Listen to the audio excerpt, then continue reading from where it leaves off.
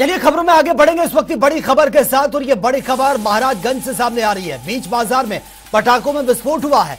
विस्फोट का CCTV footage सामने आया। बाइक से लेकर जा रहे थे पिता पुत्र, अज्ञात कारणों से धमाका ये हुआ है। पिता पुत्र समेत 4 राहगीर इसमें घायल बताए जा रहे हैं। तो ये पटाखे लेकर अपने घर जा रहे थे पिता और पुत्र। ये तस्वीरें आपके सामने और ये सीसीटीवी फुटेज सामने आया जिस वक्त ये धमाका हुआ है। बाइक में इन पटाखों को लेकर जा रहे थे पिता पुत्र, वो झुलस गए हैं। अज्ञात कारणों से यह धमाका हुआ। फिलहाल जांच का विषय यह बना हुआ है। अब यह फुटेज सामने आया है, तस्वीरें आप देख सकते हैं। विस्फोट का सीसीटीवी फुटेज आपके सामने। महाराजगंज का यह घटना जहां पर पटाखों में विस्फोट हुआ है। बाइक में लेकर जा रहे थे पिता और पुत्र पटाखे। अज्ञात कारणों से यह विस्फोट हुआ है। फिलहाल जांच का विषय बना हुआ है। ये तस्वीरें आपके सामने जनता टीवी पर एक्सक्लूसिव तस्वीरें आप देखिए। धमाके के वक्त की ये तस्वीरें हैं। बीच बाजार में पटाखों में यह विस्फोट हुआ। बाइक में लेकर जा रहे थे पिता और पुत्र जिस वक्त यह हादसा हुआ।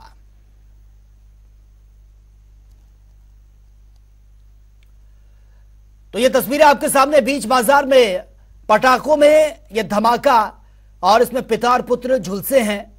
बाइक्स में वो लेकर जा रहे थे इन पटाखों को। पटाखों की पेटियां उनके पास थी और अज्ञात कारणों से यह विस्फोट हुआ है। और बस चंद दिनों का और इंतजार है, फिर सपना साकार होगा। जी हां, जिस घड़ी का सैकड़ों सालों से इंतजार था वह पूरा होने वाला है। 22 जनवरी के आयोजन को लेकर अयोध्या को दुल्हन की तरह सजाया जा रहा है। यह रिपोर्ट आप देखिए।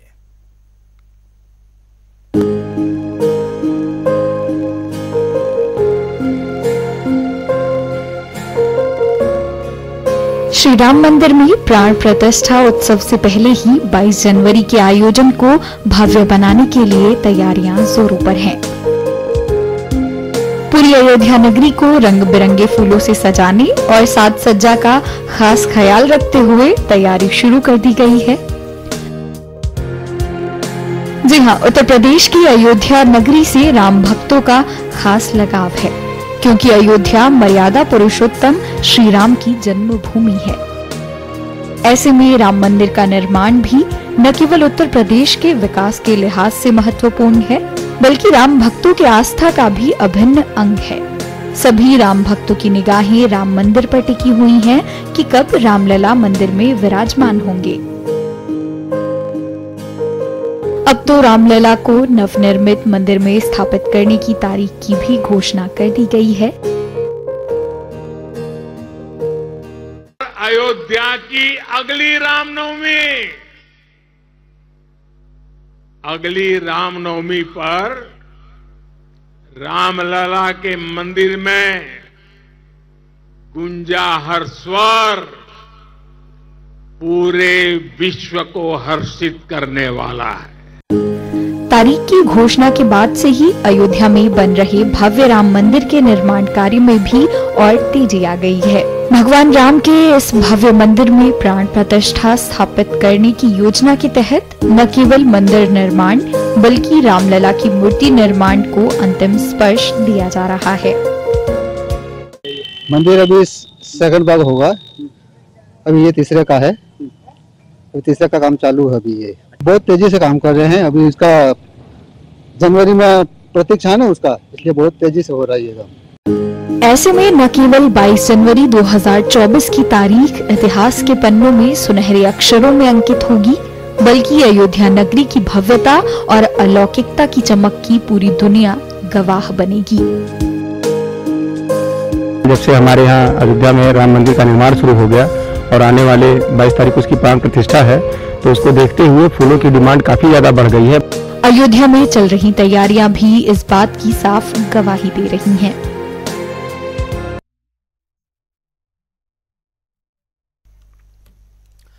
राम मंदिर के उद्घाटन को लेकर सियासत अपने चरम पर है। लगातार बयानबाजी का दौर देखने को मिल रहा है। वहीं अब एक बार फिर से कांग्रेस नेता सलमान खुर्शीद का बयान भी सामने आ गया। दरअसल 2024 चुनाव के लिए सियासी जमीन तलाश रहे सलमान खुर्शीद फर्रुखाबाद पहुंचे थे, जहां पर राम मंदिर उद्घाटन में पीएम को निमंत्रण पर सवाल उठा चुके सलमान खुर्शीद अचानक से मंच पर पहुंचकर भगवान राम के चरणों में माथा टेकते हुए नजर आए हैं। उन्होंने कहा कि सबके भगवान एक हैं और भगवान के दरबार में जाने के लिए किसी की इजाजत की जरूरत नहीं होती। इसके साथ ही सलमान खुर्शीद ने श्री राम के रथ को बनाने के लिए 1.5 लाख रुपए देने की भी घोषणा की है। के हैं तो मेरा या तेरा कहाँ से उठ सकता है। अगर ये मानते हैं, सब लोग मानते हैं कि भगवान सबके हैं, तो फिर कहीं भी कोई आपत्तिजनक बात ना कहे जो कहे कि भगवान का सम्मान तुम नहीं कर सकते। भगवान का सम्मान सिर्फ मैं करूँगा। इस दरबार में किसी को आने को मना नहीं है।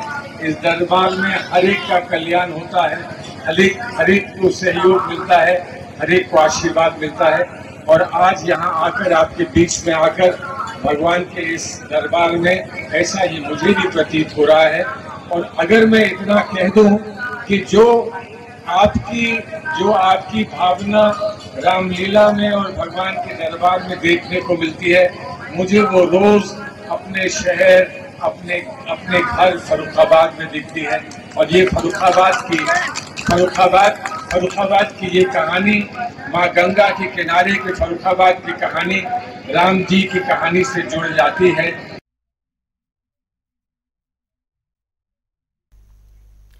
अयोध्या हनुमानगढ़ी के महंत राजू दास ने मध्य प्रदेश कांग्रेस मीडिया विभाग के अध्यक्ष के मिश्रा के बयान पर पलटवार किया। राजू दास ने कांग्रेस पर हमला करते हुए कहा है कि बाबर भक्तों को अयोध्या में घुसने नहीं देंगे। उन्होंने कहा कि कांग्रेस अभी भी बाबरी सोच से बाहर नहीं आ पाई है। कितनी दुर्भाग्य की बात है कि कांग्रेस नेताओं का बाबरी प्रेम नहीं। मध्य प्रदेश में कांग्रेस के वरिष्ठ नेता ने यह कह दिया कि बाबरी मस्जिद शहीद हुई थी। कितनी दुर्भाग्य की बात है। इन कांग्रेसियों की बाबरी प्रेम नहीं जा रहा है। लगातार समय समय पर यह अपने आप को बता देते हैं कि यह राम भक्त नहीं, ये सनातन भक्त नहीं, ये हिंदू नहीं, ये विदेशी आक्रांता, आक्रमणकारी, बलात्कारी बाबर के भक्त हैं। दुर्भाग्य की बात है, ऐसे लोगों को अयोध्या के साधु संत किसी भी मंदिर में ना जाने दें। और हम तो अयोध्या इनको घुसने नहीं देंगे। इसलिए घुसने नहीं देंगे, ये शुरू से ही राम जन्मभूमि का विरोध कर रहे थे। जब उच्च न्यायालय, उच्चतम न्यायालय का फैसला आया, तब भी इन्होंने कहा कि अभी ये मंदिर न बने क्योंकि इससे भाजपा को फायदा हो जाएगा। भाई भगवान राम तो सबके हैं, सभी के हैं। फिर आप भगवान राम का विरोध ऐसे करोगे, एक आक्रांता, एक बलात्कारी के नाम लेकर, और उच्च न्यायालय, उच्चतम न्यायालय का फैसला का अवहेलना आप करेंगे। इतनी बड़ी अपराध आप करोगे। जब उच्च न्यायालय, उच्चतम न्यायालय ने फैसला दे दिया, तब भी आप ये कहते हो कि बाबरी शहीद हुई है। बाबर कौन था? बाबर आपका पूर्वज था। बाबर एक विदेशी आक्रांता, आक्रमणकारी, माता बहन बेटियों की इज्जत लूटा, लाखों मंदिरों को तोड़ा, हमारे वेद विद्यालय तोड़े और हत्याएं की, और आज उसका महिमा मंडन। दुर्भाग्य की बात है, सतर्क होने की जरूरत है। इनका बाबर प्रेम धीरे धीरे करके सीधे उजागर हो रहा है। ऐसे लोगों से हिंदू जनमानस को सावधान होने की जरूरत है। वक्त आने पे तुरंत त्रिपुंड लगा लेते हैं, कुर्ते ऊपर से जनेऊ पहन लेते हैं और मंदिर मंदिर घूमने लगते हैं। बाद में मंदिर नहीं बनना चाहिए ऐसा कह के एक माहौल क्रिएट करते हैं। दुर्भाग्य की बात है, ऐसे कालनेमियों, ऐसे नक्कालों से सावधान होने की जरूरत है सनातनियों को। और काशी में होने वाली विश्व प्रसिद्ध मां गंगा की आरती 32 सालों में चौथी बार दिन में यह की गई है, जब बड़ी संख्या में श्रद्धालु और पर्यटक इस पल के साक्षी बने हैं और दशाश्वमेध घाट पर वो पहुंचे। विश्व प्रसिद्ध मां गंगा की आरती आज चंद्र ग्रहण से पहले सूतक काल के कारण ये दोपहर 2:30 पर की गई है और 3:30 पर यह संपन्न भी हुई है। आपको बता दें कि इससे पहले साल 2019, 18 और 17 में भी प्राचीन परंपरा को तोड़ते हुए दिन में आरती संपन्न करवाई गई थी। देखिए, जब सूर्य ग्रहण या चंद्र ग्रहण लगता है तो उसका जो समय है, उसका जो प्रकोप है वो देखा जाता है।